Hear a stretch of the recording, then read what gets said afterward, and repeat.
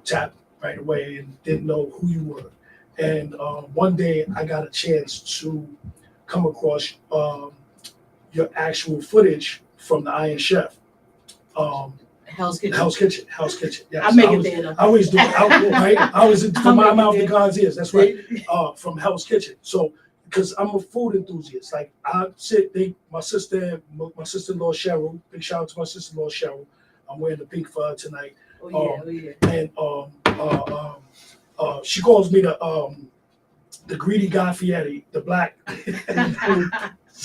She called me the black Guy Fieri. And say I always enjoy my food a different way. So so I'm Hell's Kitchen.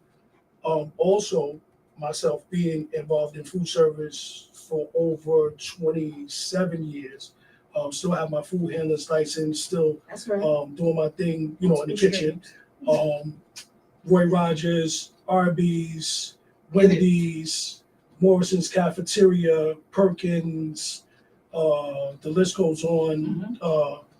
Cooking in my mama kitchen, and I like to watch the show. So this particular season, there's this black woman on there, right? And she's going through all of it. I mean, she's just maneuvering through them. She's moving through the kitchen, like Michael Jackson moves through the kitchen, spinning on them, coming around the pots. And I'm like, yo, this is amazing. Because you see the show, every scene you watch them. Go and get in there and start yelling and screaming at people. The actual hell that he puts y'all through is, but like I said, the intensity level in food service is the same thing as pouring cement. So if you know anything about pouring cement, if you want a 30-story building and you're a construction worker, that cement has to be poured perfectly and in a timely manner, because if not, it takes away from the substance of what you're trying to present. The floor will be lumpy, the grits will be lumpy, everything is technique to all of this. So if you think it looks easy, if you think it is easy, you better turn around again and watch some more episodes of Hell's Kitchen, because it was not easy. But just watching you maneuver through the kitchen and come up with, different dishes and compete that way, it was phenomenal to me to know that somebody of your stature that came from a background that like I came from, has made it into the limelight. Right. So I know some of your stories, so I'm gonna let you talk. Ask what you want to ask. I'm gonna let you talk. Kanye, let me finish. But my sister started out, her love for cooking started out as a biscuit maker.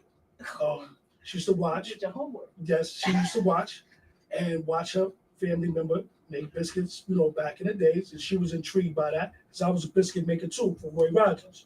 You know what I'm saying? I used to have to walk from the Astoria projects, to Roy Rogers on Astoria Boulevard, make sure my mother got on the Q18 bus on her way to Marriott Hotel. I had to be there at 6:30 in the morning to make sure I made the biscuits. So at first, it was the little circle thing that we used to do it, but I told him it was easier to use the glass top. Yeah. You feel me? So same thing with you. Learning how to make biscuits got you intrigued, and you started coming up with different recipes for biscuits and stuff like that, and made you even more intrigued to get deeper into the kitchen. So then after you did all of that, you became like a little bit of a cook. But then you said, you know what? I'm not going to stop there. I think I want to go a little bit further. So you start raising your kids, and you raise a family, and you get tired of making tacos on Tuesday and Thursday. You get tired of making the same dishes over and over again, so you put a flip on.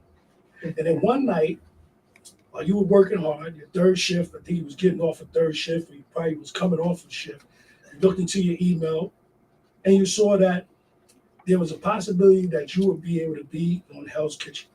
You got off of work about 11:15, a little bit after 11:20, you sat there on your computer and you decided whether you wanted to enter your name into the contest for Hell's Kitchen, and you did it at 11:42. The next day, you go to work, working your regular shift, you get the email, they tell you that you've been accepted. You are now going to Hell's Kitchen to be a competitor or be in the competition to win, what was it, $10,000, $50,000 or something like that? 250. Ooh, see what I'm saying though? See what I'm saying? And then not only that, because we talking about a phenomenal superhero without, because a lot of times a superhero will give you the right equipment, right? Right, sis? You They'll give us the talking right right, equipment. bro. They give us Timberlands and a hoodie and tell us to go out there and do what we gotta do. But my sister still triumphed. Okay? Now, of course, you having that level of expertise, cooking and being a cook, a lot of times we don't get those jobs. And I'll tell you why. Because of our backgrounds. You know what I'm saying? So this story gets deeper. It gets deeper because me having that same background, not being able to get certain positions and certain jobs because of my past criminal history, I had to make a way for myself. So a 9 to 5 wasn't always easy for me. I couldn't always find a job. Some people had to give me an opportunity, but they would start the opportunity out with giving me a prerequisite to why I have to be this way or why I have to do this instead of letting me be myself. You were able to find yourself and find your niche coming out of that trauma of being, having that conviction on your record, and you step into the kitchen, you step into hell's kitchen. That's almost like a synonymous, hell's kitchen. How you step into hell and not be burned by the fire. Anyway, Shadrach, Meshach, Abednego. Yeah. Shayna. Yeah. Just to see those phenomenal feats and to have you here. Listen, have her here in the Poconos in East Stroudsburg with her own restaurant, dessert bar, Mad Apples. A round of applause for my sister Shane. I think I said everything. I don't think she even had to do the interview. I think she probably dropped the mic and walk out. Man, I'm impressed, man. I'm impressed. Nah, but just to see your life in general and see some of the things that you accomplished was phenomenal. You can go ahead and talk now and tell everybody. Man, listen. How amazing your life is. I'm impressed Yes. because, you do these interviews all the time over a span of years, and people know stuff, but damn, you did your homework, down to the biscuits, man. They do call me Mr. Do your interview. I mean, I've been doing this for 20 years, internet radio and radio in general, but then I ain't get my props lately, but right. Kudos, man. Thank you. Thank you. Yes. It's important to do homework on your guests, or even have a clear association or close association. It's only 6 degrees anyway, separation between us. So that's why I was able to meet you. And it's funny because our connections to each other are not even connections that would be familiar with us. That's true. We're not totally familiar with each other. Right. There's a lot of people that say they know you. Everybody. Yeah, right. And a lot of people say you really know. I know DJ Strategy. I know him. Yeah, I know him because I seen him at Muller's. He was DJing at Muller's. I know him. But I don't DJ at Muller's no more. I'm at Weary's. No, I know DJ Strategy because he DJ at Weary's. Well, I don't DJ at Weary's no more. Right. So, when people say they know you, they really don't know you. But I got a chance to get to study your craft and what you love to do, and actually to study you as a person. So, after being in Hell's Kitchen, what was the next step for you after that? Was it the restaurant, or was it just being interested in doing that? You know what? Even down to your questions, they're good because people think that you hit this level of success and it's like this train that just keeps going and going and going, and that's really not what it is. I did that, and then I sat for a while. I sat because you accomplished something so big with all these, you conquered, you beat out thousands of people, and it's boiled down to about 20 people. You're on everybody's TVs all over the world at different points in times, and everybody just think you've made it, and life gets easier. And actually, it's I feel like it's like going up steps. You just never come down. You forever gotta break a sweat, go up to the next level, and see what's there. And sometimes you'll get to one level, and you'll be like, all right, so what am I doing next? Now I need strength to get to the next level, I don't even know what's on the next level. I don't even know what's for me. Like I done got here. All right, so what do I do next? You know, and I sat for a while, man, and people don't tell this part of success. And I was saying earlier, I'm in the middle of writing a book, and my book is based on that. So now it comes out. It's based on that because once again, you look at Instagram, Facebook, and you'll feel like you gotta catch up or I'm not there. When the truth of the matter is, I have this saying: respect my dirty plate, my dirty kitchen, rather. You know, because they will like if I post a picture of the plate, they gonna like it, they gonna love it, or I want some. But if I actually took a picture of what my chef coat looked like, what everything looked like from the bottom down, what the line looked like, the kitchen, it would be a mess. And if I posted that, everybody would be talking like they would have something to say. But they don't realize that that picture that got like 300 likes came out of this dirty kitchen.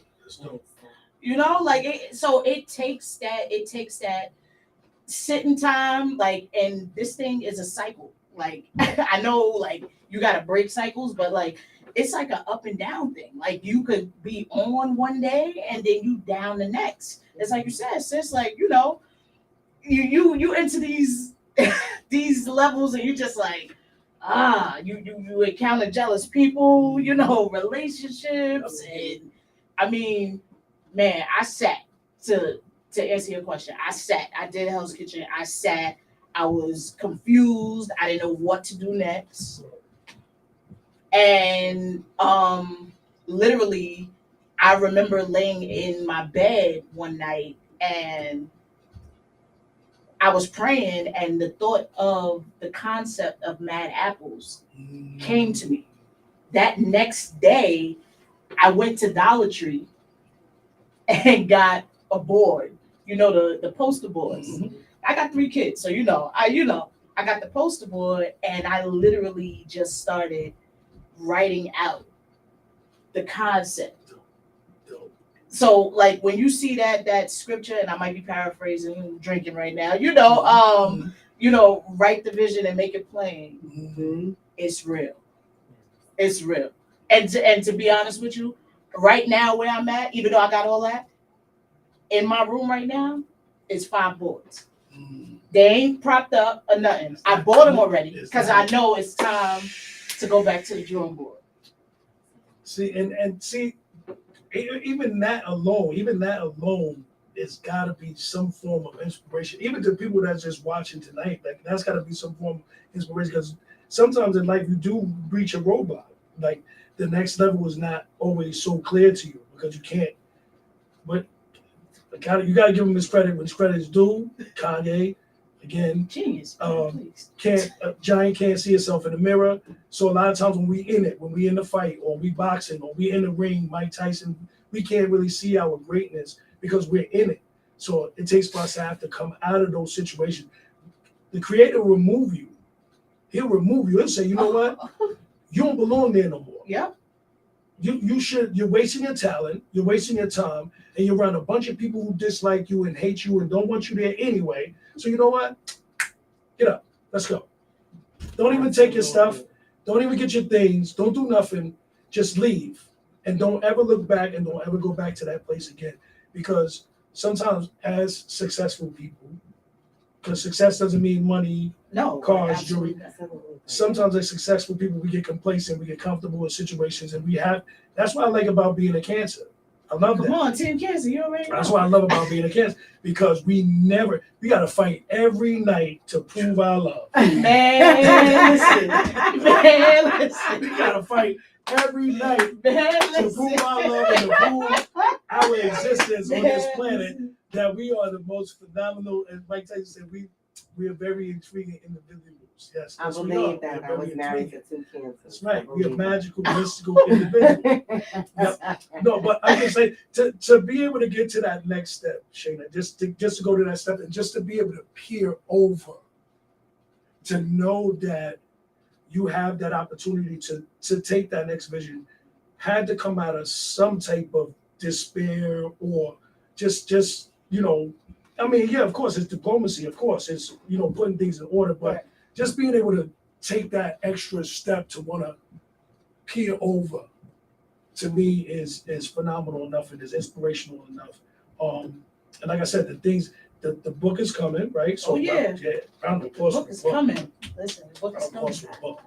I'm thinking maybe I be seeing stuff. I be thinking of Mad Apple's food contests where you bring some cooks into Mad Apples and pick the best prize, and so I be thinking about stuff. So I be wondering if we can do some Listen. stuff like that. I mean, Bring it to the table. Because it's what I told you when I met you. right, I got the place. right. I've extended it to just about everybody. Yes, absolutely. Not everybody jumps on board and Absolutely. takes it. I did a drive-by last night, and there was a bunch of. I saw. Matter of fact, I seen the Ghostbusters Yeah, out there last night. We had a trunk or treat. Yep, the trunk or Yeah. treat was out there. Yeah. Anytime, make sure you pass by, man. Mad Apples, make sure you pass by. It's right there on Seven Bridge Road. If you're not doing it on 209 when you come down Seven Bridge Road, you can see the parking lot. It's right next to the canoes, and it's right next to the Snake Museum right there on 209. Yeah.